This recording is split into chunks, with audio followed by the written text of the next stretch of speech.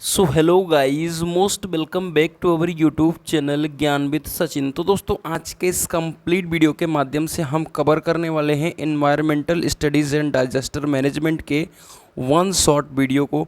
यानी आज के इस कंप्लीट वीडियो के माध्यम से हम environmental studies and digester management को कंप्लीट कर लेंगे। आप सभी के लगभग 35 to 40 मार्क्स यहाँ से बन जाएंगे। कौन कौन से एग्ज़ाम में क्वेश्चंस आएंगे वो भी बता दूंगा। तो बिल्कुल शॉर्ट वे में वन शॉट कवर करने वाले हैं। ज़्यादा कुछ नहीं पढ़ना है। 1.5 से 2 घंटे का वीडियो होने वाला है, 1 घंटे का भी हो सकता है कम समय में। आप बस इतना ही रिवीजन कर लेना, आपका काम हो जाएगा। तो चलिए आगे बढ़ते हैं। अगर आपने ज्ञान विद सचिन का मोबाइल एप्लीकेशन नहीं डाउनलोड किया है तो डाउनलोड कर लीजिए, क्योंकि आने वाले 5th सेमेस्टर मैकेनिकल के नोट्स आपको इसी एप्लीकेशन पर मिलने वाले हैं। तो चलिए, आप सभी यहाँ से नोट्स की PDF, आप PYQ पेपर, BTUP के बुक्स, ये सब प्राप्त कर लेंगे। तो चलिए आगे बढ़ते हैं और आप सभी को हम बताते हैं कि एनवायरमेंटल स्टडीज़ में क्या क्या पढ़ना है। तो चलिए बढ़ते हैं आगे इस वीडियो में। इस वीडियो में आगे बढ़ने से पहले 3 इम्पॉर्टेंट बातें बता दे रहा हूँ। ध्यान से सुन लेना, तभी आप पढ़ाई आगे करना। नहीं समझोगे पछताओगे। पहले तो बता दूं कि आपको पुरानी बुक से पढ़ाई नहीं करनी है, क्योंकि सिलेबस आपका बदल दिया गया है। यानी अब environmental studies and digester management कर दिया गया है। दूसरी इम्पॉर्टेंट बात यह है मेरे प्यारे साथियों कि लास्ट ईयर के पेपर को एनालिसिस ना करिए, क्योंकि अभी सिर्फ एक बार पेपर हुआ है, ठीक है। और उसमें से आपके लगभग 15 नंबर के क्वेश्चंस उन 2 चैप्टर से आए हैं। तो उन दोनों चैप्टर को आप एनालिसिस नहीं कर सकते। इन 5 चैप्टर में जो शुरुआत के 5 चैप्टर जो पुराने हैं, उसमें से मैं जो बता दूंगा, आप 95% मान के चलिए वही क्वेश्चन आपके एग्ज़ाम में आएगा। तो उसको लेकर के मत टेंशन लीजिए। इन आपके 5 चैप्टर से सिर्फ 8 क्वेश्चन बताऊंगा, 8 से 10 क्वेश्चन बताऊंगा। वही 8 से 10 क्वेश्चन आएंगे। आप सभी को पता होना चाहिए कि आपके पेपर में टोटल 15 क्वेश्चंस रहते हैं, जिसमें से आपको 10 करना होता है। तो टोटल आपके 15 क्वेश्चन बताऊंगा और आपके 10 उसमें से रहेंगे, ठीक है। तो 10 क्वेश्चन ही आपको पढ़ना है। तो चलिए आगे बढ़ते हैं। तीसरी इम्पॉर्टेंट बात, अगर आप सभी इस नोट्स को लेना चाहते हो, पहले तो मैं बता दूं, ये जो नोट्स है मेरे प्यारे साथियों, ये आपके एग्ज़ाम के पॉइंट ऑफ व्यू से इम्पॉर्टेंट है। दूसरी बात, environmental studies and digester management एक थ्योरेटिकल टॉपिक है, इसको समझने की कोई आवश्यकता नहीं है। इसमें नोट्स के माध्यम से सारी चीज़ों को आप पढ़ के याद करके पेपर दे सकते हो। तो आप क्या करना, 9369041920 पे क्या कर लेना, व्हाट्सएप कर लेना, ठीक है। व्हाट्सएप कर लेना, आपको PDF मिल जाएगी। और कितने रुपए में मिलेगी वो भी बता दे रहा हूँ, 49 रुपीज़ में आपको ये PDF मिल जाएगी। तो चलिए समझते हैं एक एक टॉपिक को। तो जो पहला क्वेश्चन आएगा वो आएगा इकोलॉजी और इकोसिस्टम, ठीक है। इसमें भी बहुत कुछ आपको देखने को मिलेगा, कार्बन साइकिल, ये साइकिल, वो साइकिल, ठीक है। आपको मोटा मोटा इसमें जो इम्पोर्टेंट चीज़ है वो आपको पढ़ना है इकोलॉजी। इसे आप सिर्फ समझ लो। मैं इसको पूरा पढ़ करके सुनाऊंगा नहीं, फिर से मैं कह दे रहा हूँ कि कोई फ़ायदा नहीं है इतना लंबा वीडियो देखने का। बस आप थोड़ा थोड़ा समझते जाओ कि क्या है। बाकी आप थ्योरेटिकल है, जितना इसमें लिखोगे, कम से कम इसमें आप 28 पेज कम से कम आपको लिख करके आना है। दूसरी बात, हाइलाइटर लेकर जाना है। क्या लेकर जाना है? हाइलाइटर। कई सारे वीडियोस में मैं हाइलाइटर का जिक्र करता रहता हूँ, इसमें भी जिक्र कर दे रहा हूँ कि हाइलाइटर अगर नहीं ले जाओगे तो नंबर उस कदर नहीं आएगा। तो इकोलॉजी क्या है? इकोलॉजी जो है वो एक साइंस की शाखा है, ठीक है। इकोलॉजी जो है वो 2 शब्दों से एक्चुअल में मिलकर बना है, ठीक है। इको और लॉजी, ठीक है, इन 2 शब्दों से मिलकर बना है, जहाँ पर आपका लॉजी का मतलब ही होता है साइंस, ठीक है। तो विज्ञान की वह शाखा जिसके अंतर्गत हम पर्यावरण यानी इन्वायरमेंट और जीवों का परस्पर अध्ययन करते हैं, उसे हम क्या कहते हैं? इकोलॉजी यानी पारिस्थितिकी कहते हैं। तो साइंस की एक ऐसी शाखा जहाँ पर हम क्या कर रहे हैं? पर्यावरण और जीवों का परस्पर अध्ययन कर रहे हैं। मतलब किसी भी पर्यावरण में कोई जीव कैसे रह रहा है, उसकी कैसे अनुवांशिकी हो रही है, कैसे उसका ग्रोथ हो रहा है, इन सब चीज़ों का क्या कर रहे हैं? हम अध्ययन कर रहे हैं। जैसे कि आप सभी देख सकते हैं इकोलॉजी जो है वो दो ग्रीक शब्दों से मिलकर बना है। पहला जो है ओइकोस है और दूसरा है लोगोस। ठीक है, जैसे इकोलॉजी मैंने डायरेक्ट समझा दिया, इको और लॉजी मतलब एक का साइंस हो गया और दूसरे का मतलब हो गया कि इन्वायरमेंट यानी रहने का स्थान। ठीक है, ओइकोस का अर्थ है रहने का स्थान और दूसरा लोगोस का अर्थ है साइंस। ठीक है, अर्थात जहाँ पर जीवों का आवास हो और जहाँ जीव रहते हों उनके बारे में अध्ययन करना, यानी किसी पर्यावरण में कोई जीव रह रहा है वो किस तरीके से रह रहा है उसके बारे में स्टडी करना ही क्या हो गया है, इकोलॉजी। ठीक है, इकोलॉजी के अंदर समुद्र, मरुस्थल, जंगल आदि के सभी क्षेत्र आते हैं जिसमें मानव जाति, पेड़ पौधे, जीव जंतु एक दूसरे पर निर्भर होकर भोजन, आवास तथा अन्य कार्यों के लिए पर्यावरणीय काम करते हैं। ठीक है, इकोलॉजी को हम दो तरीके से मुख्यतः बांटते हैं, एक हो गया ऑटो इकोलॉजी और दूसरा हो गया सिंकोलॉजी। ठीक है, तो एक एक चीज़ों को हम समझ लेते हैं। पहला है ऑटो इकोलॉजी, वो क्या है? इसके अंतर्गत किसी वातावरण विशेष में एक ही प्रजाति के जीवों का अध्ययन, पोषण, वृद्धि, जनन एवं जीवन चक्र के बारे में अध्ययन किया जाता है। मतलब कहने का मतलब ये है कि किसी एक पर्टिकुलर वातावरण में, ठीक है, किसी एक पर्टिकुलर वातावरण में और एक किसी पर्टिकुलर जाति के बारे में हम क्या कर रहे हैं, पोषण, वृद्धि, जनन और उसके भी जो जीवन के चक्र हैं उसके बारे में अध्ययन कर रहे हैं। मतलब कोई भी एक फिक्स स्थान है और वहाँ पर एक फिक्स आदमी है, जैसे मनुष्य है और ये आपके जल स्थल पर रह रहा है। ठीक है, या थल स्थल पर रह रहा है। ठीक है, चलिए, यह एक जाति के लिए उपयुक्त होता है। ठीक है, जैसे यहाँ पर मनुष्य का अध्ययन हम लोग कर रहे हैं। अगला हो गया सिंकोलॉजी। सिंकोलॉजी क्या है कि इसके अंतर्गत किसी एक विशेष वातावरण में रहने वाले, ठीक है, कोई एक इन्वायरमेंट जो है वो एक विशेष इन्वायरमेंट है और विशेष प्रजाति यानी विभिन्न जीव समुदायों के आपसी संबंधों का अध्ययन किया जाता है। आपका ऑटो इकोलॉजी एक फिक्स वातावरण और एक फिक्स मानव, ठीक है, एक फिक्स जाति कह सकते हैं कि मतलब उसमें एक वातावरण और एक जाति है। यहाँ पर कोई एक विशेष वातावरण है और विभिन्न प्रकार के जीव जंतु हैं जो कि पूरी तरीके से डिफरेंट है, उनके बारे में हम क्या करते हैं, स्टडी करते हैं। तो इकोलॉजी आएगा तो बस इतना ही आपको लिखना है, आपका काम हो जाएगा। बाकी आप इसके अंतर्गत और भी कुछ भर सकते हो। अगला पूछेगा इकोसिस्टम। इकोसिस्टम का मतलब होता है इको प्लस सिस्टम। अब इसके अंतर्गत क्या है, ये थोड़ा सा अलग चीज़ है और अलग चीज़ है। ठीक है, इकोसिस्टम का मतलब होता है पारिस्थितिकी तंत्र। ठीक है, सिस्टम का मतलब तंत्र और इको का मतलब पारिस्थितिकी। अब ये क्या है, इसके अंतर्गत की चीज़ों को हम समझते हैं। तो जो इकोसिस्टम है वो एक अंतःक्रियात्मक और एक आत्मनिर्भर प्राकृतिक व्यवस्था है। पहला नंबर आप समझ लीजिए कि यह एक अंतःक्रियात्मक यानी खुद से कर रहे हैं और आत्मनिर्भर प्राकृतिक व्यवस्था है। मतलब जो आपका पेड़ है वो अपना जो भोजन बना रहा है वो एक अंतःक्रियात्मक क्रिया कर रहा है और वो आत्मनिर्भर है। ठीक है, लेकिन मनुष्य जो है वो आपका खुद से अपना खुद का भोजन खुद से तैयार नहीं कर रहा है, वो आपके जीव जंतुओं या आपके पेड़ पौधों के ऊपर डिपेंडेंट है। ठीक है, इकोसिस्टम के अंतर्गत बायोटिक और अबायोटिक दोनों प्रकार के इन्वायरमेंट जो हैं वो सम्मिलित हैं। इसमें एक पारस्परिक संबंध है, इतना है कि एक के बिना दूसरे का कोई महत्व नहीं है। मतलब जैसे पौधा भी है वो खुद के भोजन तो बना रहा है, लेकिन अगर सूर्य का प्रकाश संश्लेषण की क्रिया ना होती तो वो भी भोजन नहीं बना पाता। मतलब इकोसिस्टम के अंतर्गत यही दिखाया गया है कि हर एक पर्सन एक दूसरे के ऊपर डिपेंडेंट है। ठीक है, यहाँ पर क्या होता है कि पारिस्थितिकी तंत्र में किसी एक क्षेत्र में रहने वाले जो सभी प्राणी हैं, ठीक है, वो एक वातावरण के साथ परस्पर क्रिया करते हैं और फिर उनका भी एक पर्टिकुलर वैल्यू होता है, एक पर्टिकुलर भूमिका होती है कि वो इस काम के लिए ही बने हैं। ठीक है, ये आपके इकोसिस्टम के अंतर्गत आता है। मुझे लगता है कि इतना आपको समझ में आ गया होगा। अगर हम कंपोनेंट की बात करें तो अबायोटिक कंपोनेंट और बायोटिक कंपोनेंट दो प्रकार के हैं। इसमें कार्बनिक और अकार्बनिक आएगा। ठीक है, और इसमें प्राइमरी, सेकेंडरी और टर्सरी आएगा। ठीक है, समझते हैं एक एक चीज़ों को। आपका जो कंपोनेंट्स आप इकोसिस्टम में अबायोटिक है जिसमें अकार्बनिक पदार्थ है, इसके अंतर्गत क्या आता है, N2A2, फास्फोरस, सल्फर, H2H2O। ठीक है, वातावरण में इनका चक्रण होता रहता है जो जीवन के लिए आवश्यक है। तो वातावरण में इनका जो है रूटीन के साथ हर एक चीज़ हो रहा है।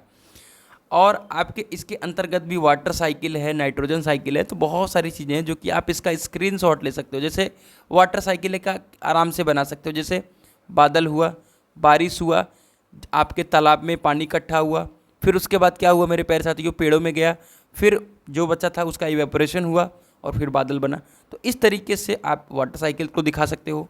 नाइट्रोजन को भी ऐसे ही है कि आपके पौधों में गए, फिर एनिमल्स में, वहाँ पर डेड हुए, डिकम्पोजिशन हुआ, ठीक है, फिर आपका NH4 से नाइट्रेट बना और फिर नाइट्रोजन तैयार हो गया, ठीक है। तो इस तरीके से कार्बन साइकिल में भी आप बता सकते हो कि चिमनियों में गई, वहाँ से गया, डिपॉजिट करा उसको। तो ये चीज़ें हैं आपके। अगर हम बायोटिक कंपोनेंट की बात करें, इसका मैंने अपने बुक से ही लिया है स्क्रीनशॉट। बायोटिक में 3 तरीके के हैं। एक आपका प्रोड्यूसर हो गया यानी उत्पादक, जो किसी भी चीज़ का उत्पाद कर रहा है। दूसरा आपका कंज्यूमर, और तीसरा आपका क्या हो गया, तीसरा इसमें आएगा टर्सरी कंज्यूमर। इसमें आपका दूसरा कंज्यूमर और तीसरा टर्सरी कंज्यूमर। तो इस तरीके से है। तो आपके कंज्यूमर के अंतर्गत क्या हो गया, जो वनस्पति का सेवन कर रहे हैं, जंतुओं का सेवन कर रहे हैं। और टर्सरी कंज्यूमर क्या हो गया कि एक दूसरे के मांसभक्षी प्राणी होते हैं। मतलब जैसे शेर है अपने से छोटे जानवरों को मार करके खा रहा है। आपका कंज्यूमर जो है, प्राइमरी कंज्यूमर या सेकेंडरी कंज्यूमर, इसमें क्या हुआ कि जैसे आप जीव जंतु है या मनुष्य है, तो वो आपके पेड़ पौधों के ऊपर डिपेंड है। और आपका जो प्रोड्यूसर है वो आपका समझ सकते हो, एक तरीके से कह सकते हो कि कार्बनिक अकार्बनिक पदार्थ हैं, हरे पादप हैं, जो आपके पेड़ पौधों को आगे बढ़ा रहे हैं। या आप इसे सूर्य का भी एक दर्जा दे सकते हो, ठीक है। तो यही 2 चीज़ इसमें पढ़ना था। और अब चलते हैं हम दूसरे चैप्टर की तरफ। दूसरे चैप्टर की तरफ चलने से पहले 2 चीज़ें और पढ़ लेनी है। एक है इकोसिस्टम और इकोलॉजी, दोनों के बीच में अंतर्गत, ठीक है। तो दोनों अंतर्गत आप अंतर देख सकते हो, ठीक है। ये क्या होता है कि किसी पर्टिकुलर के लिए है, और इसमें क्या होता है कि एक दूसरे के बीच हम भौतिक संबंधों का, भौतिक वातावरण का अध्ययन करते हैं, और इसमें पारस्परिक अध्ययन करते हैं इकोसिस्टम में, ठीक है। जैविक अजैविक तत्वों के आपसी निर्भरता को देखते हैं, और जीव और पर्यावरण के आपसी निर्भरता को देखते हैं। इकोसिस्टम में जीव, पर्यावरण, ऊर्जा का प्रवाह होता है, इसमें जीव व पर्यावरण होते हैं, ठीक है। चैप्टर 2 है आपका एयर पोल्यूशन। अब कोई ऐसा स्टूडेंट जो एयर पोल्यूशन के बारे में नोट ना लिख पाए, वो 2 क्वेश्चन आपके एग्जाम में आएंगे। तीसरा यही क्वेश्चन आएगा आपका एयर पोल्यूशन, ठीक है। एयर पोल्यूशन के बारे में जितना लिख पाना उतना लिखना, कोई भी डरने की ज़रूरत नहीं है। बाह्य पर्यावरण में धूल, धुआं, गैस, तुषार, गंध एवं वाष्प में से एक या एक से अधिक प्रदूषकों की हानिकारक मात्रा एवं दीर्घ अवधि तक उपस्थिति, जो मनुष्य, जानवरों, पेड़ पौधों एवं संपत्ति के लिए घातक हो, तर्कहीन ढंग से जीवन और संपत्ति के आनंदमय उपयोग से बाधक हो, वायु प्रदूषण कहलाता है।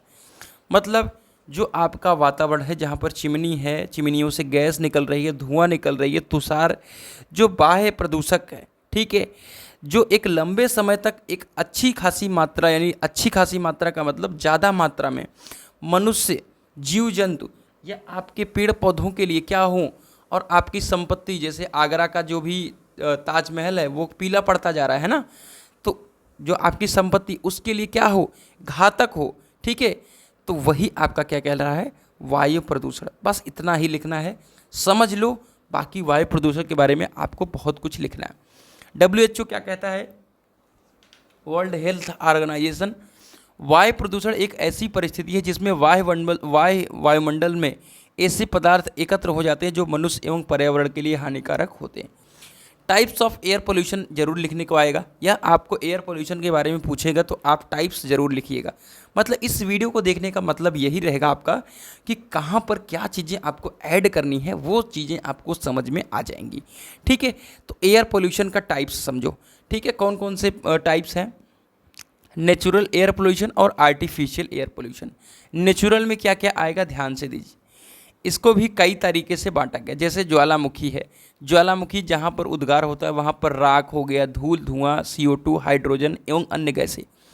अब जब इसको नेचुरल को लिखोगे और हाइलाइटर लिए रहोगे तो बस जैसे राख, धूल, धुआं, CO2, हाइड्रोजन, ठीक है, और अन्य गैस, इतना हाईलाइट कर दिया आपने ना, बहुत इम्पैक्ट पड़ता है भाई साहब, नंबर कटने के कोई चांस नहीं है। जैसे आधी तूफान को हाईलाइट कर दिया और उड़ती धूल, तो समझ गया कि आधी तूफान और उसके द्वारा जो उड़ती धूल है वो बताएगा, ठीक है। और नदियों में अपघटित होने वाली पदार्थों से मीथेन गैस, बैक्टीरिया से जो निकलता है कार्बन डाइऑक्साइड, ठीक है, कवक से उत्पन्न जीवाणु, धूमकेतु एवं उल्काओं आदि के पृथ्वी से उल्कापिंड जो टकराते हैं उससे जो आकस्मिक धूल है। बस इतना आपका क्या हो गया, नेचुरल एयर पोल्यूशन।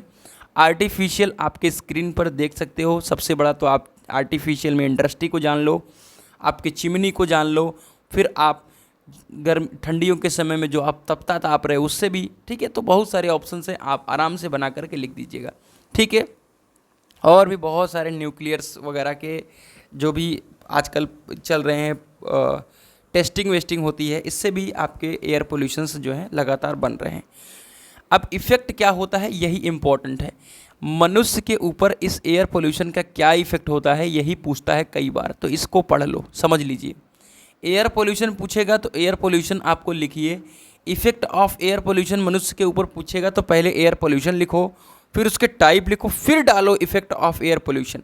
मतलब दोनों चीज़ें पूछ रहा है तब तक इसी को लिखना है। मतलब आपसे एयर पोल्यूशन पूछा, समझ लो, तो एयर पोल्यूशन आपने लिखा, फिर उसके टाइप्स लिखो और फिर इफ़ेक्ट ऑफ एयर पोल्यूशन लिखो। अगर आपसे सिर्फ इफ़ेक्ट ऑफ एयर पोल्यूशन पूछ रहा है तो आपको क्या करना होगा मेरे प्यारे साथियों, तो एयर पोल्यूशन के क्या क्या नुकसान हैं उसकी भी सिर्फ आप क्या करो, हेडिंग पढ़ के जाओ। क्या हेडिंग, जैसे मनुष्य के स्वास्थ्य पे आपका प्रभाव पड़ रहा है, तो उसमें आप सिंपल सा, अगर मैं इसको कुछ न मत देखो आप, तो क्या क्या हो सकता है आपसे, पहले तो सांस लेने में दिक्कत होगी आदमी को, ठीक है। अब सांस लेने में दिक्कत होगी तो उससे क्या क्या प्रॉब्लम्स हो सकती है, कैंसर, खांसी, सिर दर्द, ठीक है, गले में दर्द, हृदय दर्द, और जब ज़्यादा अगर धुआं वगैरह कहीं पर हो तो देखो आँखों में एकदम जलन होने लगती है। तो ये आपके मनुष्य के स्वास्थ्य पर प्रभाव पड़ रहा है। दूसरा, जीव जंतुओं में सिर्फ वही कहानी है, लेकिन इसमें एक और चीज़ ऐड कर देना, क्या, जिससे उनकी, जब अगर कोई वायु प्रदूषण से जीव जंतु में क्या होता है, फ्लोराइड की संख्या क्या होती है, बढ़ जाती है, फ्लोराइड, ठीक है, जिससे उनकी हड्डियों में फ्लोरोसिस रोग हो जाता है और उनका वजन घटने लगता है और पैरों में लंगड़ापन आ जाता है। जलवायु पे क्या प्रभाव पड़ेगा, जलवायु पे प्रभाव आप देख ही रहे हो, ठंडे के समय गर्मी, गर्मी के समय ठंडा, ठंडे के समय बरसात, बरसात के समय ठंड, तो ये आपके जलवायु के ऊपर प्रभाव पड़ रहा है, ठीक है। सितंबर तक बारिश हो रही है, जो कि जुलाई अगस्त में बारिश होनी चाहिए, अभी सितंबर में बारिश होने लगी आज के समय में, तो ये जलवायु के ऊपर प्रभाव पड़ ही रहा है, ठीक है।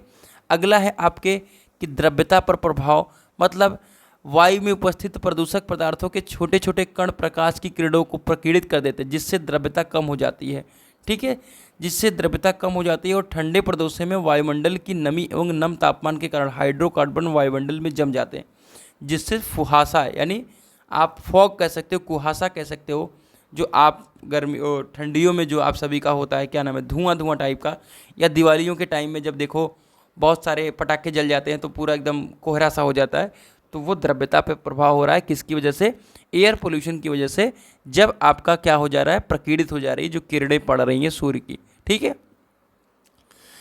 आगे इमारतों पर प्रभाव, जैसा कि मैंने आप सभी को बताया कि आपका जो ताजमहल है वो मथुरा में रिफाइनरी की वजह से जो है ताजमहल पे पीलापन पड़ता जा रहा है।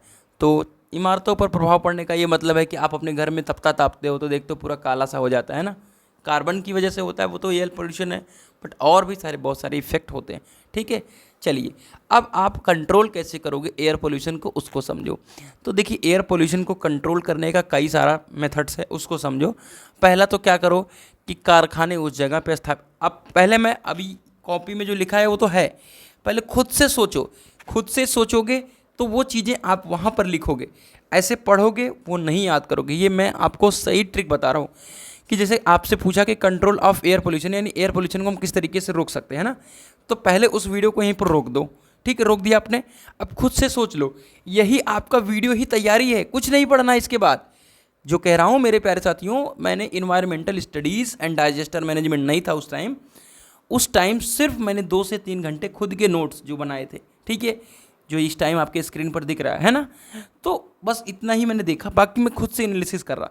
जैसे आपका कंट्रोल कैसे करें एयर पोल्यूशन का, पहले तो चिमनियों को हम क्या करें और अधिक ऊंचा कर दें, कारखाने ऐसे जगह पर लगाएं जहां पर आदमी न रहता हो, थोड़ा दूर दूर तक सुनसान हो, क्योंकि आपको पता ही है कि अभी भी हमारे भारत में इतने जगह खाली हैं जिसका कोई सब सीमा नहीं, मतलब बहुत सारे जंगल्स पड़े हैं तो वहाँ पर लगाएं, है ना। तो इस तरीके से, और आपके जो भी गाड़ियाँ चला रहे हो आप सभी, है ना, गाड़ियाँ जो चला रहे हो उसमें क्या होता है कि आपका जो साइलेंसर से धुआं निकल रहा है उसमें भी कुछ ऐसा इक्विपमेंट लगाओ जिससे वो क्या हो कि वो कम से कम धुआं, मतलब कम से कम वो पोल्यूशन करे। आप शुद्ध पेट्रोल उसमें डलाओ, ठीक है। और कोई भी चीज़ आप जला रहे हो, है ना, कोई भी चीज़ अगर आप जला रहे हो तो ऐसा कुछ वहाँ पर करो कि वो चीज़ वहीं पर पूरी इकट्ठा हो जाए ऊपर की तरफ। जैसे चिमनियों के जो धुएं हैं उसको इकट्ठा करके फिर से आजकल क्या किया जा रहा है, अगर आपने पढ़ा होगा एनर्जी कंजर्वेशन अभी, तो वेस्ट हीट रिकवरी, ठीक है, तो वहाँ पर उसको क्या किया जा रहा है, उसको फिर से यूज में लाया जा रहा है। तो यही सारी चीज़ें जो है एयर पोल्यूशन को कंट्रोल करती हैं। तो चलिए देखते हैं इसमें, कारखानों में कम सल्फर वाले उच्च कोटि के कोयले का प्रयोग करना चाहिए और उच्च कोटि के पेट्रोल वगैरह प्रयोग करना चाहिए। दहन के पश्चात निकलने वाले नाइट्रोजन ऑक्साइड जो है वो नियंत्रण में हो। प्रदूषण नियंत्रण उपकरण का प्रयोग करना चाहिए। वाहनों की समय समय पर जांच करनी चाहिए और आप कम से कम गाड़ी मोटर का यूज करें। अधिक से अधिक पेड़ लगाएं। सबसे इम्पोर्टेंट बात तो मेरे दिमाग में आई नहीं अभी तक कि अधिक से अधिक पेड़ लगाएं। सभी से विनम्र निवेदन है कि अब जिस तरीके से गर्मी आपने देखी होगी करीबन 15 जून से लेकर के 15 मई से लेकर के करीबन 4 या 5 जून या 8 जून तक ऐसे कुछ गर्मी थी। तो इस समय अलर्ट भी जारी था और कितनों की मौत हुई। तो अगर पेड़ अधिक से अधिक होते तो क्या होता कि उतनी गर्मी में थोड़ा सा कंट्रोल रहता। तो ये है कि आप अब पढ़ रहे हो environmental studies and digester management, तो कम से कम इतना तो आप अपने दिमाग पे कंसेप्ट बना करके रखो कि थोड़ा सा मैं डेवलप हो जाऊंगा तो ज़रूर ऐसा करूंगा कि अपने घर के सामने तो नीम वगैरह या आम वगैरह ज़रूर लगाऊंगा, है ना।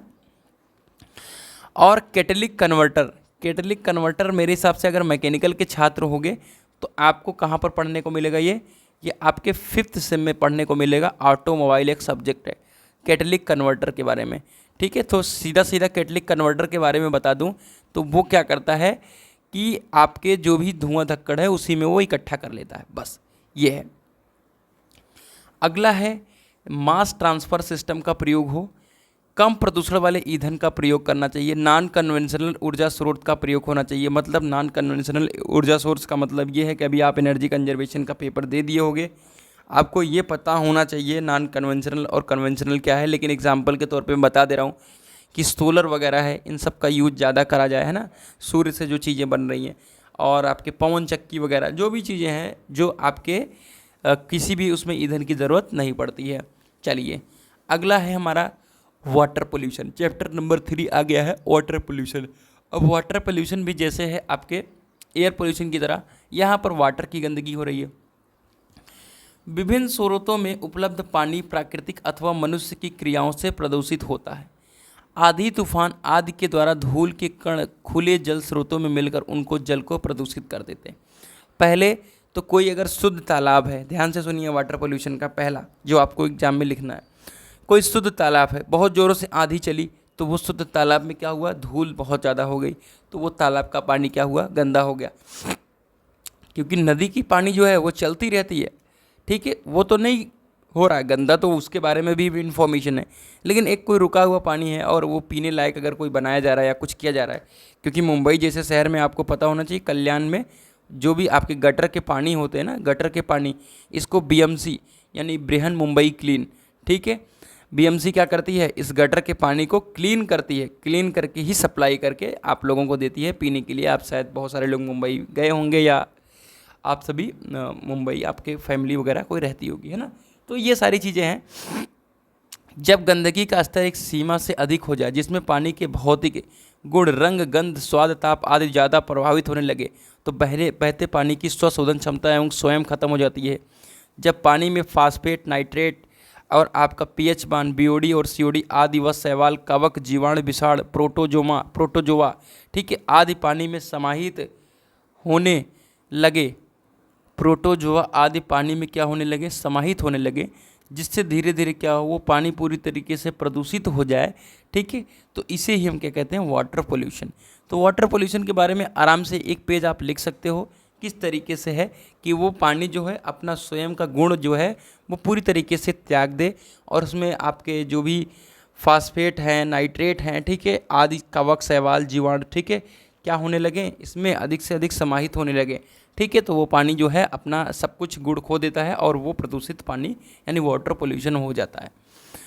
तो वाटर पोल्यूशन के क्या क्या कारण हो सकते हैं? पहला तो एक प्राकृतिक प्रदूषण है, जैसा कि मैंने बताया कि हवा वगैरह चले और आपका जो है गंदा हो जाए। दूसरा, आपने एसिड रेन के बारे में पढ़ा होगा, शायद अब एसिड रेन इसमें से हटा दिया गया है या होगा तो मैं दिखाऊंगा। ठीक है, एसिड रेन क्या है कि जो शुरुआत का पानी होता है उससे नहाना भी नहीं चाहिए अभी बारिश में, है ना। तो एसिड रेन वही है कि आपका जो सबसे पहले पानी आता है बारिश होती है, तो वो भी क्या करता है कि जो भी आपके तालाब वगैरह के पानी होते हैं उसको क्या करता है, अशुद्ध कर देता है। और आपके कृषि संबंधी हैं, जैसा कि आप उपज बढ़ाने के लिए बहुत सारे कीटनाशक का प्रयोग करते हैं, फिर आप उसमें जो भी पानी वगैरह डालते हैं, ठीक है, तो क्या होता है कि मिट्टी वगैरह बह करके क्या होती है कि जब जाती है एक शुद्ध जल में, तो वो भी आपका जल क्या होता है, प्रदूषित हो जाता है। तो इतना जो लिखा हुआ है इसका सीधा सा मतलब यही है कि कृषि संबंधी प्रदूषण में क्या क्या लिखना है आपको। एग्जाम्पल के तौर पे आप सभी जान सकते हो कि आप जो भी कीटनाशक का प्रयोग कर रहे हो उसकी जो मिट्टी है, उसके जो पानी है, जब बारिश होगी या किसी भी कारणवश कट करके शुद्ध जल में जाएगी तो वो भी शुद्ध जल क्या होगा, प्रदूषित हो जाएगा। मैंने बताया कि आप सभी क्या कर लो, नोट्स को परचेज कर लो, 9369041920 पे आप सभी क्या कर लो, व्हाट्सएप कर लो। व्हाट्सएप करके नोट्स को प्राप्त कर लो 49 में, आप अपनी तैयारी को ज़बरदस्त तरीके से कर सकते हो। चलिए, अगला है हमारा नगर पालिका प्रदूषण। जैसा कि अभी मैंने बताया कि कल्याण में क्या होता है, फिल्टर करके सब कुछ किया जाता है। तो नगर पालिका प्रदूषण में आप खुद ही जान रहे हो कि आपके घरों का जो भी प्रदूषण है, आप जो भी नहा धो रहे हो, तो सारी गंदगी तो आपको एक नालों में इकट्ठा की जा रही है, ठीक है, नालों के माध्यम से को नदियों में गिराया जा रहा है। तो इसी तरीके से नदियों का भी पानी प्रदूषित हो रहा है। और अब तो काफ़ी चीज़ें धीरे धीरे बदली जा रही हैं, लेकिन फिर भी प्रदूषण की मात्रा कम नहीं होगी, क्योंकि इंडिया में पॉपुलेशन आपकी पता ही है कि बहुत ज़्यादा है। इसमें बहुत सारी चीज़ें और हैं, सड़कों गलियों की गंदगी में सीधे सीवर पाइपों से भरकर नदी में मिल जाता है। जो यूरिन वगैरह है उसमें यूरिया है जो पानी के साथ मिलकर NH3 उत्पन्न करता है। इंडस्ट्रियल पोल्यूशन, सीधा सा इंडस्ट्रियल पोल्यूशन में इतना ही आप सभी को जानना है कि किसी भी प्रोडक्ट को निर्माण करेंगे और उसका वेस्टेज ज़रूर होता है, और वो वेस्टेज कई प्रकार से हो सकता है। और उसमें एक प्रकार होता है आपका कि मलमूत्र के रूप में या आपका इस तरीके से लिक्विड फॉर्म में वेस्टेज होता है, और उस वेस्टेज को क्या करते हैं, नालियों के माध्यम से हम क्या करते हैं, गिराते हैं नदियों में, ठीक है। और वो नदियों के पानी को क्या कर रहा है, दूषित कर रहा है। ये आपका क्या हो गया, इंडस्ट्रियल पोल्यूशन, ठीक है। अब इफ़ेक्ट क्या क्या पड़ सकता है आपके मानव के ऊपर, किस चीज़ का, वाटर पोल्यूशन का। तो पहला तो आप सभी को पता है कि पानियों की संख्या बहुत कम हो रही है, यानी शुद्ध जल की कमी हो रही है। बहुत सारे डिस्ट्रिक्ट्स ऐसे हैं अपने उत्तर प्रदेश में जहाँ पर पानियों का जो लेवल है वो 140 के आसपास चला गया। 140 फीट पे बोरिंग करनी पड़ रही है, 180 फीट पे बोरिंग करनी पड़ रही है। अभी फ़िलहाल मेरे प्रतापगढ़ डिस्ट्रिक्ट से हूँ मैं, तो अभी तो ठीक है, 40-45 के आसपास है। बट आने वाले टाइम में अगर ऐसे ही चलता रहा तो बहुत ज़्यादा दिक्कत आने वाली है। तो इसलिए ध्यान दीजिए कि मोटर वगैरह हमेशा बंद करके रखें, अगर ज़रूरत नहीं है उतना ही पानी लो जितना यूज में है, ठीक है। चलिए, तो दूषित जल का मनुष्य के स्वास्थ्य पर बुरा असर पड़ता है। क्या क्या असर पड़ता है, उससे विभिन्न बीमारियां हो सकती हैं। चलिए, इसमें क्या क्या लिखा है, प्रदूषित जल में होने वाली बीमारियां निम्न हैं। कौन कौन सी हैं, डायरिया, वृद्धि रुक जाना, तंत्रिका तंत्र की क्षति, लकवा, उदरसूल, डायरिया, ये सब इन सब की वजह से है, ठीक है। बेरियम, सीसा, क्रोमियम, उल्टी होना, गुर्दा क्षतिग्रस्त, ठीक है, कैंसर, आहार तंत्र में अल्सर, हड्डियों की विकृति वगैरह, ठीक है। तो आप सभी ये देख सकते हो। आप सभी से बायोलॉजिकल ऑक्सीजन डिमांड कभी कभी टिप्पणी करने के लिए पूछ लेता है, तो आप सभी ने केमिस्ट्री में इसको क्या कर रखा है, पढ़ रखा है। BOD और COD का फुल फॉर्म पढ़ रखा है। दोनों में क्या है, 1 लीटर जल का कोई सैंपल ले लो, ठीक है, और उसमें कार्बनिक पदार्थों का सूक्ष्म जीवों द्वारा 20 अंश सेंटीग्रेड और 5 मिनट पर ऑक्सीकरण करने के लिए जितनी भी ऑक्सीजन की जरूरत पड़ती है उसे हम क्या कहते हैं, BOD। और COD का क्या मतलब होता है कि यहाँ पर 20 अंश सेंटीग्रेड और 5 दिन को हटा दो, और जितनी भी पूर्ण ऑक्सीकरण करने के लिए ऑक्सीजन की जरूरत पड़ती है उसे हम क्या कहते हैं, COD। BOD का मान कितना होता है, 0.75 से 1.5 mg पर लीटर्स। और केमिकल ऑक्सीजन डिमांड जो होती है वो शायद आपका 0.4 वगैरह के आसपास रखा जाता है। तो इस तरीके से आप BOD और COD का फुल फॉर्म मैंने बता दिया कि ऑक्सीजन के लिए ऑक्सीजन की वह मात्रा जो किसी 1 लीटर का सैंपल ले लो, जल का सैंपल ले लो, ठीक है, उसमें कार्बनिक या अकार्बनिक पदार्थों के पूर्ण ऑक्सीकरण के लिए आवश्यक होती है। और आपका BOD में क्या होता है, 5 दिन और 20 अंश सेंटीग्रेड, ठीक है। चलिए, किस तरीके से कंट्रोल करोगे ये बहुत इंपॉर्टेंट रहने वाला है, तो इस बात का ध्यान रखिए कि कंट्रोल के बारे में समझ लीजिए। ठीक है, जैसा कि आप वेस्टेज को क्या करो कि रोको, और उसको क्या करो ऐसे जगह पर ऐसी धाराओं में मिलाओ जहाँ पर वो एकदम उसी में लुप्त हो जाए। जैसे समुद्र वगैरह में जो धाराएं मिल रही हैं नदियों के थ्रू, तो क्या हो रहा है, आपके पानी समुद्र में ही मिल रही हैं ना नदियाँ। ठोस अपशिष्ट को खुले स्थानों पर नहीं फेंको। कीटनाशक के स्थान पर क्या प्रयोग करो हम, ऐसे जैसे गोबर वगैरह है, इन सब का प्रयोग करो। पानियों में क्लोरीन वगैरह डाल करके पानी को शुद्ध करना, ठीक है। और नदियों में देखो शव का बहा देना, यानी लाश वगैरह बहा देना, या लाश वगैरह जला करके, ठीक है। अब तो रोक लग गई है कि बाहर ही सब कुछ करना है, और छोटा सा मतलब जो भी है वो आपको वहाँ पर बहाने का अनुमति मिलता है, ठीक है, वही पोटली में बांध करके, और उसको भी तुरंत निकाल भी लिया जाता है। तो धीरे धीरे चेंजेज आ रहे हैं, लेकिन अभी बहुत समय खुद को भी समझदार होना पड़ेगा, ठीक है। और आपको नदी वाले क्षेत्र जो तालाब वगैरह हो गया, नदी वगैरह हो गया, तो क्या होता है कपड़े धुलना, नहाना, ये सबसे रोकना पड़ेगा। तो इससे ही आप सभी क्या कर सकते हो, जल प्रदूषण को रोक सकते हो, ठीक है। अब वाटर ट्रीटमेंट भी पूछा जाता है कि वाटर ट्रीटमेंट यानी जो भी आपका जल है उसको किस तरीके से हम करें कि वो एक पीने लायक बन जाए, ठीक है। तो उसको हम क्या करते हैं, जो भी सीवेज का वाटर होता है, ठीक है, उसकी वजह से, उसकी मदद से हम क्या करते हैं कि उसका शुद्ध जल के अंदर कन्वर्ट करते हैं। सीवेज का मतलब गटर वटर कह सकते हो, ठीक है। अब जैसा कि मैंने बताया था कि मुंबई जैसे शहर में गटर के पानी को हम क्या करते हैं, प्यूरीफाई करके आप लोगों को प्रोवाइड करते हैं, बट वो टोटल प्यूरीफाई जो होता है वो आपका शुद्ध रहता है, इसमें कोई दिक्कत नहीं है, ठीक है।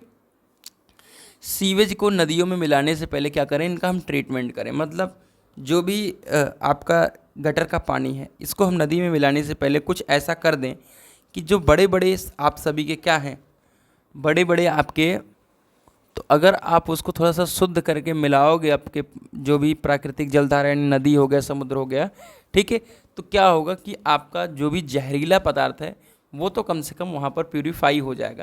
यानी टोटल तो प्यूरीफाई नहीं रहेगा, लेकिन जो आपका नदी है या आपका जहाँ पर भी आप गिरा रहे हो वो कम प्रदूषित होगा। तो किस तरीके से हम करेंगे, सीवेज का क्या करेंगे, हम आयतन कम कर देंगे, तैलीय पदार्थों को हम प्यूरीफाई करके निकालेंगे, और सीवेज की जो तीव्रता है वो कम करेंगे, तो जिससे जो भी आपका पदार्थ है वो तेज़ी से जा रहा है वो रुक जाएगा, ठीक है। सीवेज को संरक्षित तथा संतोषजनक करना, ये तो अलग बात हो गया। रोगजनक जीवाणु विषाणु आदि को दूर करना, और फिर उपचारित सीवेज को सिंचाई के लिए प्रयोग करना। हाँ, जैसे बहुत सारे जो भी सीवेज के हैं उसमें बहुत सारा खाद्य पदार्थ है जो कि आपके खेती वगैरह के लिए काफ़ी इंपॉर्टेंट हो सकता है। तो उस सीवेज के जो पानी है उसको हम थोड़ा सा प्यूरीफाई करके क्या करेंगे, सिंचाई वगैरह के लिए यूज करेंगे, उससे हमारे खेतों की प्रोडक्टिविटी जो है वो बढ़ जाएगी, ठीक है। चलिए, और इस प्यूरीफाई का जो भी सिस्टम है ये आपको डायग्राम अवश्य बनाना है, जैसा कि मैंने नोट्स में दे भी दिया था। ये आपका क्या है कि रॉ सीवेज है, ठीक है। ये आपकी एक पन्नी है, समझ सकते हो, स्क्रीन है, और फिर एक ग्रिफ्ट चैम्बर में जाएगी, और फिर यहाँ से स्कीमिंग टैंक में जाएगी, और यहाँ से क्या होगा, इन लोगों का सेंडिमेंटेशन मतलब होता है कि यहाँ पर ये बैठना, ठीक है। फिर यहाँ से निकल कर क्या हो जाएगी, यहाँ से फ़िल्टर होकर के जो पीने लायक पानी है उसको बनाएंगे, और फिर यहाँ से क्या करेंगे कि इसको आपके सिंचाई वगैरह के लिए ले जाएंगे, और जो बचेगा उसको क्या करेंगे, हम गिरा देंगे। तो इस डायग्राम को आप सभी अवश्य ज़रूर बना लीजिएगा, ठीक है। चलिए, प्राइमरी ट्रीटमेंट, सेकेंडरी ट्रीटमेंट इसमें आता है, ठीक है, और फिर रोगाणुनाशन निकालना इसका, ठीक है। तो ये चीज़ें हैं जो कि मैंने आपको ओवरव्यू दे दिया है। मैंने फिर से बता दे रहा हूँ कि ये आपका जो चैप्टर है, जो सब्जेक्ट है एनवायरमेंटल स्टडीज़, इसमें सिर्फ आपको समझना है, सॉइल पोल्यूशन के बारे में ओवरव्यू लेना है और लिखना, रटना वही है, रट करके कुछ फ़ायदा नहीं, लिखना आपको ही है, ठीक है। तो क्यों मुझे रटना, समझ करके लिखना है, ठीक है। तो सॉइल पोल्यूशन के क्या क्या सोर्सेस हो सकते हैं, मतलब आपका जो मृदा पोल्यूशन है, मृदा प्रदूषण है, इसके क्या क्या सोर्सेज हो सकते हैं, मतलब किस तरीके से इसका जन्म होता है। घरों से निकला हुआ कचरा, कारखानों का कचरा, प्लास्टिक, घातक रसायन, इंडस्ट्रियल इकाइयों से निकलने वाला अपशिष्ट एवं कचरा, थर्मल पावर प्लांट से निकलने वाली फ्ले ऐश यानी आपका धुआं धक्कड़, मनुष्य एवं जानवरों द्वारा खुले में मलमूत्र का विसर्जन, इंडस्ट्रियल कचरे में उपस्थित पारा, सीसा, कैडमियम जैसी भारी धातुएं मृदा प्रदूषण को बढ़ाती हैं। तो मृदा प्रदूषण किस तरीके से आ रही है वो चीज़ इसमें बता दी है, किस तरीके से इसका घातक हो सकती है, क्या क्या आप सभी के इफ़ेक्ट्स हो सकते हैं सॉलिड वेस्ट के, यानी जो आपके मृदा प्रदूषण में ही जो सॉलिड चीज़ें हैं, ठीक है। उद्योगों से निकलने वाले वेस्ट अपेक्षाकृत जहरीले और खतरनाक होते हैं। प्लास्टिक के दहन से डॉक्सिन और फ्यूरेन जैसे घातक रसायन निकलते हैं जो कैंसर को जन्म देते हैं। सॉलिड वेस्ट सार्वजनिक स्थानों पर ढेर के रूप में एकत्रित हो जाते हैं और दैनिक जीवन में बाधा पहुंचाते हैं। ठीक है, तो ये सॉलिड वेस्ट के बारे में हो गया। कुछ और चीज़ें हैं जैसे आप सभी के जैव चिकित्सीय वेस्ट हो गया, ठीक है, जो पर्यावरण को प्रदूषित करते हैं। ठोस व्यर्थ पदार्थों के जमा हो जाने से जन स्वास्थ्य समस्याएं रुक जाती हैं और एकत्रित कचरे के कारण चूहों तथा मक्खियों दोनों की संख्या में वृद्धि हो जाती है। ये तो काफ़ी इम्पोर्टेंट, जहाँ पर आपने देखा होगा कि बहुत सारे चूहे वगैरह हों। खास करके ये चीज़ मैंने मुंबई में देखी, यूँ बड़े बड़े चूहे रहते हैं, क्या ही बताऊँ आप लोगों को, है ना। तो इससे भी आपके जनमानस को थोड़ा सा नुकसान होता रहता है कि आपके कुछ रखे हुए सामान काट दे रहे हैं, कपड़े काट दे रहे हैं ये लोग, है ना। तो और इससे आपके डायरिया, हैजा, टाइफाइड जैसे रोग भी उत्पन्न हो जाते हैं। तो ये आपका हो गया सॉलिड वेस्ट। अब सॉलिड वेस्ट को हम डिस्पोजल मेथड यूज करेंगे, मतलब जो सॉलिड हो गया वेस्ट है उसको हम क्या करेंगे, मतलब कहाँ पर इसको हम क्या करें, ख़त्म करें। ठोस व्यर्थ एवं कचरे में कार्बनिक पदार्थ होते हैं जो थोड़े समय में अपघटन होने लगता है जिसके कारण दुर्गंध पैदा होती है। ठोस व्यर्थ एवं कचरे को समापन स्थल तक समय से पहले ले जाना चाहिए, यानी रोज कचरा बहा देना चाहिए। अगर आप भी अपने रूम में इकट्ठा करके रखते हो तो भैया मत रखो, ठीक है। अन्यथा इससे उत्पन्न दुर्गंध जन स्वास्थ्य के साथ साथ पर्यावरण को दूषित करती है। अतः इसे ठोस व्यर्थ पदार्थ को बड़ी ही सावधानी पूर्वक क्या करना चाहिए, डिस्पोजल कर देना चाहिए, ठीक है। अब ठोस जो अपशिष्ट है उसके समापन की बहुत सारी विधियाँ, जैसे जलाना, पीसना, स्वच्छ भूमि भराव, ढेर लगाना, कंपोस्ट, न्यूनीकरण, समूह में समापन। मतलब जलाने का मतलब सीधा समझते हो, पीसने का मतलब ये होता है कि आप सभी बहुत सारे इक्विपमेंट्स हैं उसके माध्यम से इसको हम क्या करें, छोटे छोटे टुकड़ों में क्या करके इसको काट करके फिर आप कहीं पर ज़मीन पर इसको लगा दे रहे हैं ढेर के माध्यम से, तो ये आपका ज़मीन के स्तर को ऊपर कर दे रहा है, वो आपका एक हो जा रहा है। और आपका गड्ढा खोद करके उसमें डाल देना, फिर कहीं ऐसी जगह पर जहाँ पर जनमानस नहीं आ रहा है वहाँ पर ढेर लगाना, वहाँ पर पहुँचाना, या इसको गड्ढा खोद के डाल के कंपोस्ट विधि यूज करना, ठीक है। तो इसके बारे में आपको संक्षिप्त में ज़रूर लिखना और सेल्फ माइंड यूज करना है, ठीक है। चलिए आगे बढ़ते हैं। सॉलिड वेस्ट की कौन कौन से टाइप्स हैं। म्युनिसिपल मतलब आपका जो नगर पालिका है, इंडस्ट्रियल वेस्ट, हैजार्डस वेस्ट और बायोमेडिकल वेस्ट। चारों का मतलब यहीं पर आप समझ जाओगे। म्युनिसिपल वेस्ट का मतलब ये होता है कि आपके घरों में जो कूड़ा करकट है, राख है, आप बिल्डिंग से उतर रहे हो, बिल्डिंग की सफाई हो रही, जो भी चीज़ें हैं फेंका गया, वो आपका म्युनिसिपल वेस्ट है। इसमें फूड वेस्ट भी आता है और आपका एस आता है, राख है, आपका रविश वेस्ट है, ट्रीटमेंट प्लांट वेस्ट है, स्पेशल टाइप के कोई वेस्ट हो सकते हैं, ठीक है। बहुत सारे आप एक्स्ट्रा चीज़ें यूज कर रहे हो। इंडस्ट्रियल में आपका जो भी टूटे फूटे पदार्थ हैं, आपकी मशीनरी के पता नहीं क्या क्या टूट फूट कर निकलते हैं, तो वो तरीके के वेस्ट हैं। हैजार्डस वेस्ट में क्या क्या आता है कि वैसे पदार्थ जो आपके मानव जीवन के ऊपर बहुत ज़्यादा असर डाल दें, ठीक है, तो वो हैजार्डस वेस्ट के अंतर्गत आते हैं। कोई ज्वलनशील सक्रिय पदार्थ हो, जहरीला पदार्थ हो, जैसे अभी किसी कंपनी में भोपाल त्रासदी जैसा हो गया, ठीक है, तो ये हैजार्डस वेस्ट के अंदर। बायोमेडिकल का मतलब जो भी उपचार वगैरह के लिए यूज कर रहे हो और चीज़ों को तोड़ मोड़ करके फेंक रहे हो, ठीक है। अगला आ गया हमारा ध्वनि प्रदूषण। जैसा कि मैंने लगातार बार बार कह रहा हूँ कि नोट्स के लिए दिए गए नंबर पे आप कॉल कर सकते हो, डिस्क्रिप्शन बॉक्स में भी उसका नंबर दे दूंगा, टेंशन ना लो, ठीक है। तो आप सभी बता दूं कि ध्वनि प्रदूषण क्या है, इसको समझ लीजिए। सब चैप्टर से एक क्वेश्चन बनना है, किसी चैप्टर से 2, किसी चैप्टर से 1, ठीक है। ध्वनि प्रदूषण के बाद आपका आएगा 2 और टॉपिक जो आपको पढ़ लेना है और आपका क्या हो जाएगा, ये आपका इन्वायरमेंटल स्टडीज़ ख़त्म हो जाएगा। चलिए, तो ध्वनि प्रदूषण के अनुसार शोर क्या होती है, एक ऐसी ना चाहने वाली ध्वनि है जिससे क्या होती है, सुस्ती बढ़ती है और कुछ औद्योगिक दशाओं में इससे बहरापन होता है। ये तो हो गया हॉरेल के अनुसार, ठीक है। अब जेट टिफिन क्या कह रहे हैं कि शोर एक ऐसी ध्वनि है जो व्यक्तिगत तौर पर डिसएग्रीबल और व्यक्तिगत तौर पर साधारण कार्यों में बाधा डालती है। जैसे आपके साधारण तौर पे हम बताएं तो जैसे मैं वीडियो शूट कर रहा हूँ, अभी आपको बाहरी कोई आवाज़ नहीं सुनाई दे रही है, लेकिन अगर कोई यहाँ चिल्लाए या कोई डीजे बजाएगा तो हमारे कामों में तो बिल्कुल बाधा आएगी। जो मैं सोच सकता हूँ वो चीज़ सोच करके किसी को बता नहीं सकता। हो सकता है कि कोई न्यूज़ वगैरह की वीडियो हो, वो भले आप सभी का इन्फॉर्म कर दिया जाए, बाकी जो चीज़ें थोड़ी सी क्रिटिकल हैं उसको तो बता पाना मुश्किल हो जाता है। अतः ध्वनि एक ऐसी जो आपका ध्वनि नहीं कह सकते इसको, शोर, ठीक है। शोर जो है एक ऐसी चीज़ है जो मनुष्य में परेशानी, चिड़चिड़ापन, सिर दर्द पैदा करे, ठीक है, शोर कहलाती है। ध्वनि की इकाई को एक इलेक्ट्रॉनिक उपकरण के डायल पर बेल या डेसिबल में पढ़ लिया जाता है। एक डेसिबल बराबर 1/10 बेल, ठीक है। तो डेसिबल आप याद रखना। आगे बढ़ते हैं। आगे है source of noise pollution. Noise pollution की क्या क्या सोर्सेज हो सकती है। ध्वनि प्रदूषण का जो सोर्स है वो कई प्रकार का है। पहला तो एक प्राकृतिक है, जैसे बादल का गरजना, भूकंप, किसी बिल्डिंग का गिर जाना, समुद्री लहर, ज्वालामुखी का विस्फोट। और दूसरा आपका हो गया आर्टिफिशियल। आर्टिफिशियल में बहुत सारे, एक अचल सोर्स यानी जो चीज़ स्थिर है, जैसा कि कारखाना स्थिर है, रेडियो रखा हुआ है, टेलीविज़न, पत्थर के उद्योग, सीमेंट उद्योग, मिलों का रसायन, लाउड स्पीकर, विवाह उत्सव आदि। दूसरा है चल शोर, जैसे स्कूटर, वाहन आज चल रहे हैं, ठीक है, किसी चुनाव का प्रचार प्रसार हो रहा है, बच्चों का सोर्स, रैली, ठीक है। कैसे आप नॉइज़ को कंट्रोल कर सकते हो, कंट्रोल आप सोर्स को कैसे कंट्रोल कर सकते हो, ध्यान से देखिएगा। शोर का कंट्रोल करने के लिए क्या करें हम, पहले तो लोगों को समुचित जानकारी दें कि भैया इस चीज़ को करो, आप ऐसा करो, ठीक है। दूसरा है मशीनों में उत्पन्न जो सोर्स है उसको कम करें, कैसे लुब्रिकेशन वगैरह यूज करें, साइलेंसर को विकसित करें, लुब्रिकेशन जैसे यहाँ पर मैंने लिखा है, ठीक है, को करके कम किया जा सकता है। और ऐसे रूम में चीज़ों को लगाएं जहाँ पर चारों तरफ से क्या रखें, ध्वनि शोषक पदार्थ रखें जिससे बाहर कम जाए, ठीक है। शोर कम करने वाले पदार्थों का रख के सांचे, शीशे, ईंटें, प्लास्टर आदि पर करते हैं, ठीक है। दूसरा है आपका control eight medium.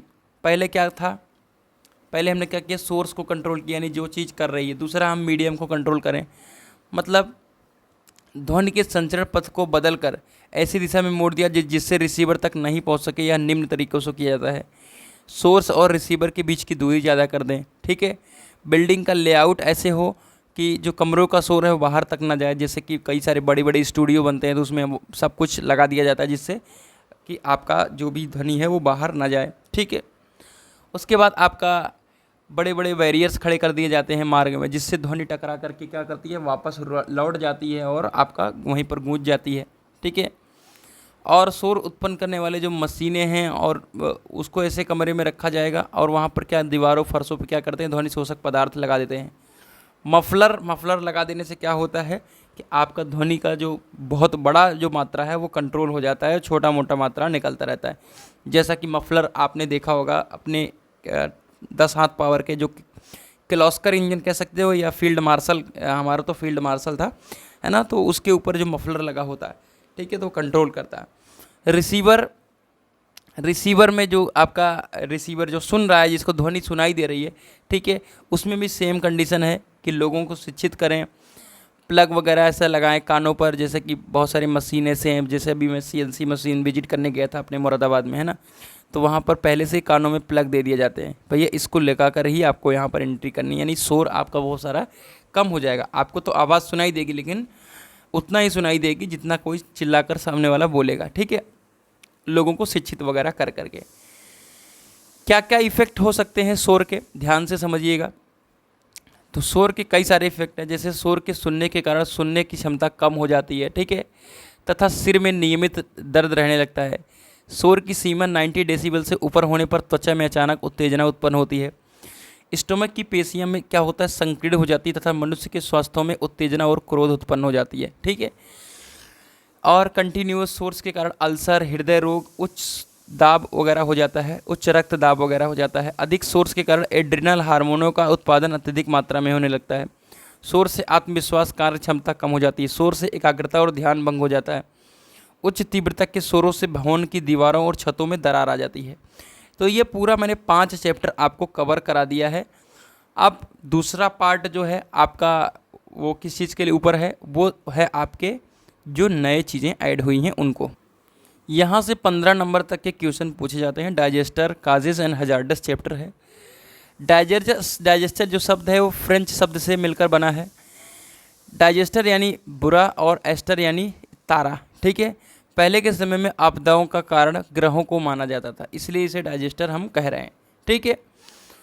International red cross society के द्वारा आपदा अचानक घटित होने वाली एक ऐसी घटना है जो समाज और समुदाय की कार्य प्रणाली को गंभीर नुकसान पहुंचाती है और सामाजिक, आर्थिक, पर्यावरणीय नुकसान का कारण बनती है, ठीक है। ये क्या है, रेड क्रॉस सोसाइटी के अनुसार आपदा का क्या है, एक डेफिनेशन है। ठीक है, आपदा प्रबंधन अधिनियम 2005 के अनुसार आपदा का अर्थ किसी क्षेत्र में मानव निर्मित या प्राकृतिक कारणों से उत्पन्न हुई तबाही, दुर्घटना या लापरवाही से ये कारण मानव जीवन पर्यावरण संबंधित नुकसान को जन्म देती है। तो दोनों का कहने का यही मतलब है कि किसी भी एक ऐसे चीज़ का डेवलप हो जाना जिसकी वजह से मानव जीवन क्या हो जाता है, बाधित हो जाता है और बहुत सारे संपत्ति का नुकसान या मानहानि, जन मानहानि का नुकसान। ठीक है, तो वही आपका आपदा है। आपदा कई तरीके का हो सकता है, जैसे अभी आपका महामारी आ गई थी, कोरोना वैश्विक महामारी। ठीक है, और कोई ऐसी ज्वालामुखी, भूकंप वगैरह आना। ठीक है, तो यही सारे आपदा हैं। इसमें भी दो तरीके के, जैसा कि आपको बताया कि नेचुरल है आपका, जिसमें से आपका कोरोना आप सभी मान सकते हो, भूकंप मान सकते हो, आग कोई लग जाना, कोई आपका लैंडस्लाइड होना, भूकंप, ज्वालामुखी, सुनामी। ठीक है, ये आपका नेचुरल डिजास्टर है।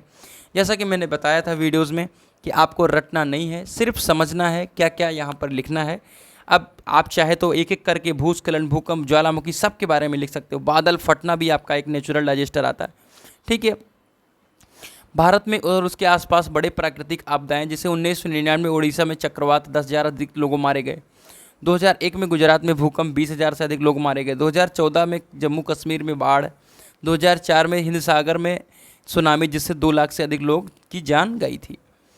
नेचुरल डिजास्टर इन इंडिया, जैसे आपका भूकंप हो गया। ठीक है, भूकंप आप सभी अच्छी तरीके से जानते हो। ठीक है, सिस्मोग्राफ पे ये मापा जाता है। और भूकंप में क्या होता है कि अंदर एक जगह पर एक इसका कह सकते हो कि सोर्स होता है, एक सेंटर होता है। उसी सेंटर के हिलने के कारण आपकी तरंगें उत्पन्न होती हैं और आपका चारों तरफ जो होता है वो पृथ्वी जो है ऊपर नीचे हो जाती है। एक कुछ समय के लिए होता है, 20 सेकंड, 30 सेकंड, और यही बहुत बड़ा एक महामारी कह सकते हो या आपदा कह सकते हो उसके रूप में आ जाता है कि बिल्डिंग वगैरह गिर जाती हैं। भूकंप से क्या क्या सावधानियाँ, भूकंप आने पर खुले में आ जाएं, लिफ्ट का प्रयोग ना करें, सीढ़ी से उतरें, बिजली आदि के तारों को दूर खड़े रहें। ठीक है, यही है। सुनामी क्या है?